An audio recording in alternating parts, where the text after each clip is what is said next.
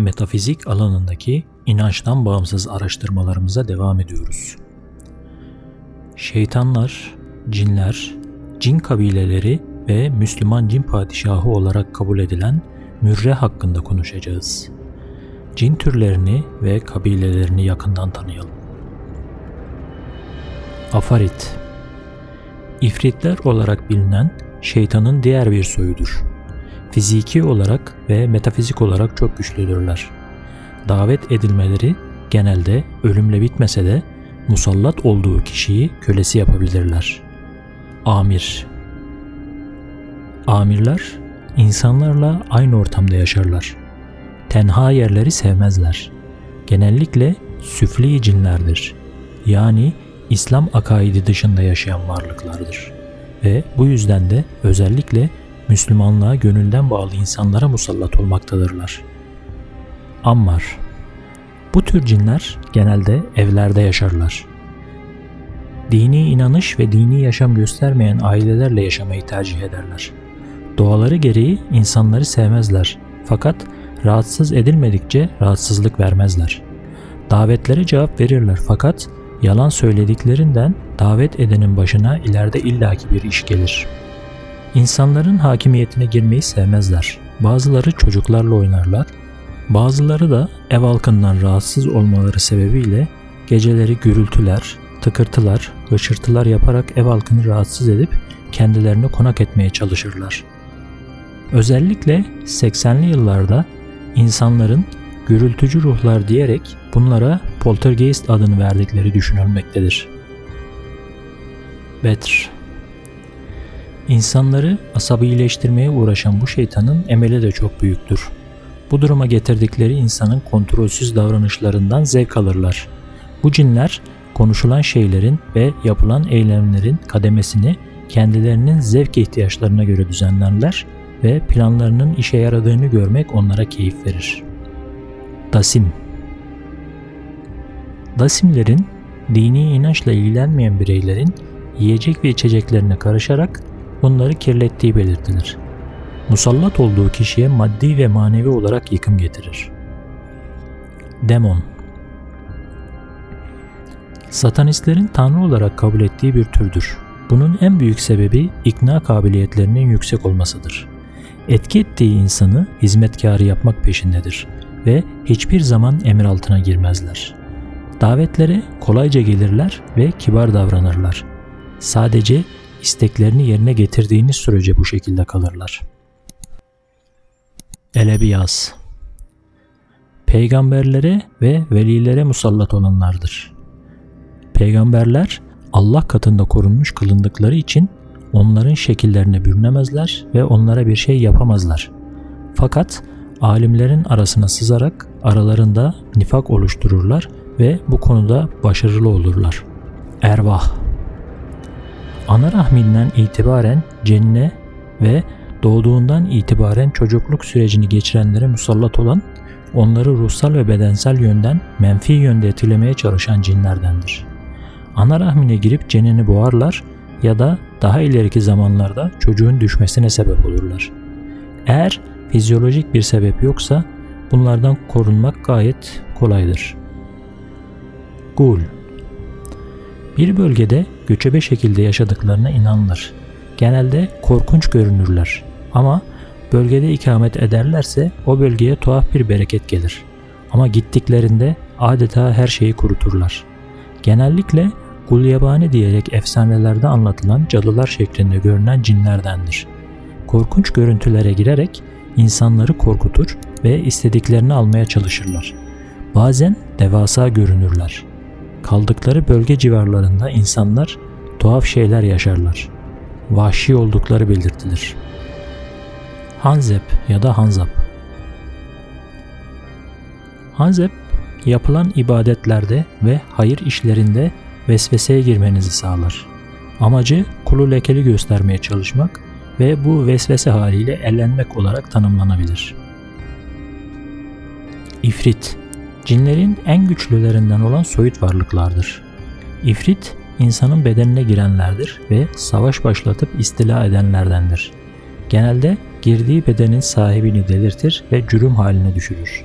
En büyük ameli cinselliktir. Ele geçirdiği beden ile ilişkiye girer. Besmelesiz yatan insanın eşiyle paylaşımda bulunduğu ve yuvasını bozduğu, elde ettiği söylenir. İfritler, tehlike sınıfında en üst düzeyde olan cinlerdendir. Zarar verme yönünden ölümcül sonuçlar doğurur. Kişiye hastalık verebilir, gerekirse öldürebilir. Ancak bu durum onlar için yasaklanmıştır. Fakat yasağa uymayabilirler. İfritlerin alim kişilere olan haseti bilindiğinden eski dönem alimlerin ifritlerden korunmak için çeşitli dua ve sembolleri üzerlerinde taşıdığı bilinir. İfritler ormanın çok sık iç kesimlerinde ve derinliklerinde yaşarlar. Yaşadıkları bölgede vahşi hayvanların ve kuşların barınamadığı söylenir. Kendi bölgelerinden insanların yaşadıkları kalabalık yerlere gelmeyi tercih etmezler. Lietli, şeytan kadar yetenekli olduklarına inanılır. Yüksek yerlerde insandan uzak yaşamayı tercih ederler. Yine vesvese vermeden keyif alan diğer bir türdür. Genelde dişi olurlar ve güzel görünüp kandırarak etkisi aldıkları kişiyi dünyadan soyutlayıp hantallaştırarak o kişinin içine düştüğü durumdan keyif alırlar. Marit. Maritler soylu cinler olarak tanımlanırlar ve en tehlikeli cinlerdendir. Allah ve şeytanla ilgilenmezler. Kendi zevkleriyle ilgilenirler. İnsanlarla iletişime geçmeyi sevmedikleri gibi davet edilirlerse ölümle sonuçlanma ihtimali çok fazladır. Marit kontrol edicidir. Bütün şeytanları yönlendirir, çok haşmetli ve tehlikelidir. Hücuma geçtiği insanlarda nefsi ele geçirmeye çalışır. Çoğu zaman hep galip gelerek insanları Allah'ın huzurunda büyük günahlara sevk ve müptela eder. Bütün şeytanlar Allah'ın huzurunda kovalandıkları için insanoğlunun düşmanıdır. Ancak çok ilmi konuda üst düzeyde olan ilim ve irfan sahibi kişilere görünür, konuşurlar. Ormanda genelde bataklık kenarlarında yaşarlar. Vahşi hayvanların ve insanların kılığına girebilirler. Asla kendi bölgelerinden insanların yaşadıkları kalabalık yerlere gelmezler. Metun ya da masit. İnsanların duydukları faydalı ilimleri ters yönde etkileyerek kulu Allah katında kötü duruma düşürmekten keyif alırlar. Musabbar. Bu cin türü genelde mağaralarda yaşar. Sarp ve kayalık bölgeleri tercih ederler. Şeytanilerden olmasa da insanları sevmeyen bir cin türü olduğunu söyleyebiliriz. Bu yüzden de insanların çok nadir gittiği uzak dağlık alanlarda yaşarlar. Topraktaki mineraller ve yosunlarla beslenirler. Kapıp kaçma üzerine uzmandırlar. Hızlı ve toplu şekilde hareket ederler. Başka türle dalaşa girecekse bunu asla yalnız yapmazlar. Teke tek kavramı yoktur, topluca saldırırlar. Aile bağları çok güçlüdür ve asla dağılmazlar. Müsfer. Çoğul adı müsferiş olan bu cin türü genel olarak tarlalar gibi kırsal alanlarda ya da incir ağaçlarında yaşar. Genelde iyi karakterlidir. Çok hızlı şekil değiştirebilirler ve uzun süre o büründüğü şekilde kalabilirler. İnsanların en fazla seslerini duyabildiği bu cinler hayvan ve insan sesini kullanarak bu boyutta seslerini duyurur.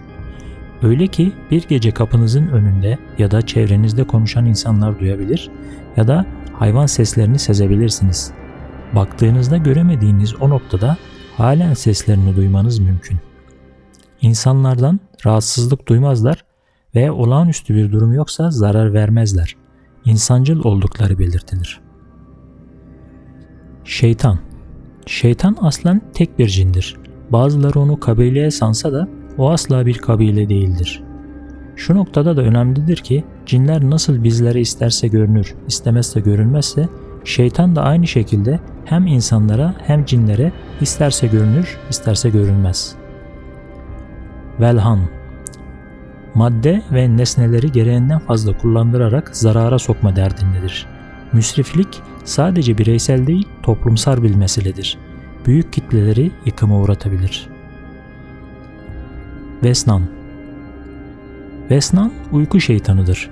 İnsanlar uykuya dalınca hemen esareti altına alarak bütün kötülüklere vakıf kılar. Rüyasını karıştırarak kötü halleri sokarak kulun aklını karıştırmaya çabalar. Çoğu insan görmüş olduğu kötü rüyalar sonucunda çok kez hataya düşmüşlerdir. Bu şekilde eşlerini ve ailesini katleden insanlar mevcut. Zellembur. Zellembur, esnafla ve ticaretle uğraşanlarla hep haşır neşir olur. Bozuk mal ve kötü ticaret yaptırmaya çalışır. Müşteriye zarar ettirerek onu kötü duruma düşürürken kul hakkıyla da esnafı kötü duruma düşürmüş olur. Cin kabileleri. Cuhanna. Cuhanna kabilesi cinlerin en kinci ve gaddar olanıdır. Bu kabile insanları hiç sevmez. Kötü insanlarla iletişim kurup o insanlara büyü için yardım ederler. Tüm insanlığın korktuğu ve cinlerin de kendi aralarında dışladıkları bir kabiledir. Diğer cinler gibi sabırlı değillerdir. Anlaşma yaptığınızda onun dediğini yapmazsanız ailenize musallat olur. Kulyas. Kulyas, cinler arasında İslamiyet'ten önce Arap Yarımadası'nın en kalabalık ve aynı zamanda en tehlikeli cin kavmiydi. Namı diğer Kilyas cinleri Marit ırkına mensup olup adeta cinler aleminin polis ve jandarmasıdırlar. İnsanlara aşık olan kabilelerdendir. Nusaybin. Resulullah'tan Kur'an'ı dinleyerek Müslüman olan ilk gruptur. Marit ırkına mensup olmasalar da aşırı güçlüdürler.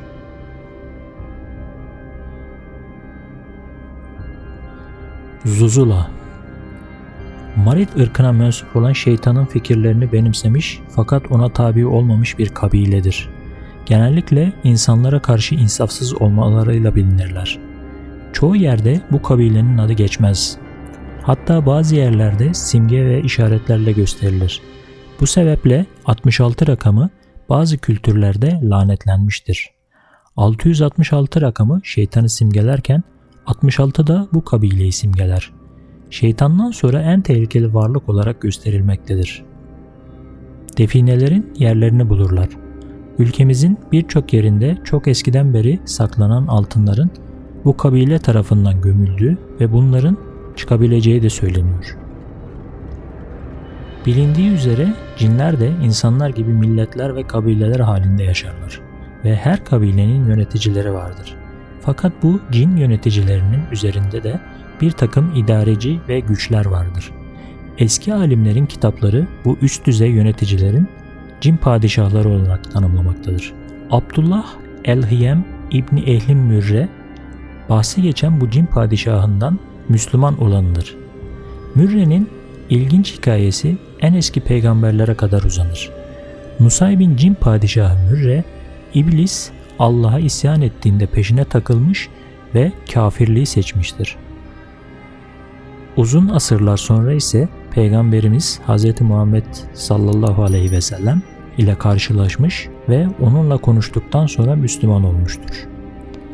Bu olay Yüce Kitabımız Kur'an-ı Kerim'de bizlere şöyle nakledilmektedir. Hani biz cinlerden bir grubu Kur'an-ı Kerim dinlemeye sana yöneltmiştik. Kur'an dinlemeye geldiklerinde birbirlerine susun demişlerdi. Kur'an-ı Kerim okunuşu tamamlanınca kendi toplumlarına birer uyarıcı olarak döndüler. Ahkaf suresinin 29. ayetinde geçen olaya şahit olan cinler arasında Nusaybin cin padişahı Mürre de bulunmaktaydı. Mürre sonrasında Müslümanlığı seçmiştir. Bir sahabe cin padişahının peygamberimiz ile görüşmesini şöyle naklediyor. Bir gece Efendimiz mescitte sabah namazını tek başına bekliyordu. Yanında ise benden başkası yoktu. Çünkü mescidin temizliğini, bakımını yapardım. Bir süre sonra saklanmamı ve onun bulunduğu yere dönmememi söyledi. Bir müddet sonra dayanamayıp olduğu yere baktım. La ilahe illallah. İlk defa gördüğüm boyu kısa, rengi siyah ve iri yarı elleri olan bir varlık Efendimizle birlikte namaza durmuştu. Konuşamaz ve kıpırdayamaz oldum. Bu gördüğüm garip varlık mescidi terk ettikten sonra Peygamberimiz yanıma geldi ve bana "Sana bakmamanı söylememiş miydim?" dedi. Sonra da beni iyileştirdi. Ben de kendisinden af diledim. O gelenin kim olduğunu sorduğumda ise Mürre isimli kafir bir ecinli olduğunu ve Kur'an-ı Kerim'i duyunca Müslümanlığı seçmek için kendisinin yanına geldiğini söyledi. Mürre, padişah cinler arasında en güçlü olanlardan biridir. Öyle ki emri altında sayıları tam olarak bilinmeyen birçok kafir ve Müslüman cin bulunur. Emri altındaki cinlere Nusaybin cinleri de denir. Bugün Cin Tepesi olarak bilinen bölgede yaşadıklarına inanılır. Psikolojik sorunları olan bazı insanlar deva bulmak için Cin Tepesi'nde bir gece kalırlar. Cin padişahları diğer cinler ve üst rütbeliler gibi sıradan insanlarla iletişim kurmazlar. Sadece hüddamlarla ara sıra da olsa görüştükleri bilinir. Adapazarı'nda yaşayan bir hüddam, Nusaybin Cin Padişahı Mürre ile yaşadığı olayı şu şekilde aktarmıştır. 1999'da Gölcük'te yaşıyordum. O gece herkes için uğursuz bir geceydi. Çünkü o gece büyük bir deprem olmuş ve binlerce kişi hayatını kaybetmişti. O sırada oturduğum sokakta yerin altına çökmüştü. Apartman denizin altında kalmıştı ve bilincimi yitirmiştim. Gözümü açtığımda öldüğümü sanmıştım. Çünkü denizin altındaydım.